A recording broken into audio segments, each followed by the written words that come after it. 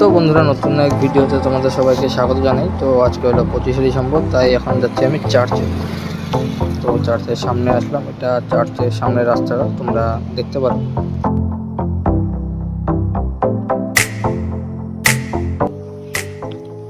আর এই হলো চার্চ, এবং চার্চের ফ্রন্ট ভিউ দেখতে পারো। সাইডে একটা স্কুল আছে এবং তার মুখোমুখি আছে একটা ফিল্ড, এবং এখানে হলো আমাদের চার্চের লেফটে একটা গার্ডেন টাইপের আছে। আর এটা হলো চার্চের ভিতরে ভিউটা দেখতে পারো তোমরা। ভিতরে ক্লিন হচ্ছে, তোমরা এটাও দেখতে পারো। পুরো ক্লিন হচ্ছে, কারণ বিকালে হয়তো আরো কিছু মানুষ আসতে পারে তার জন্য।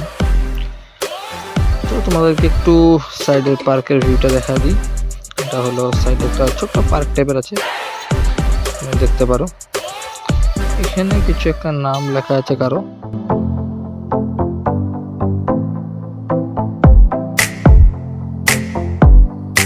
এবং সামনে তোমরা দেখতে পাচ্ছ এখানে একটা এই লেফট সাইডে ক্রিসমাস ট্রি।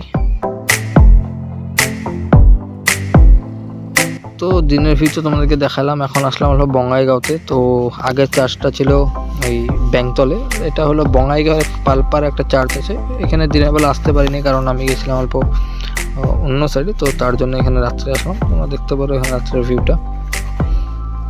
এই চার্চটা দিনের বেলা যত সুন্দর, রাত্রেবেলা আরও অনেক বেশি সুন্দর, কারণ তার লাইটিংয়ের জন্য।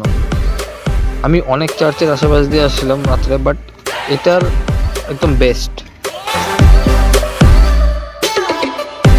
এটার লাইটিং খুব সুন্দর,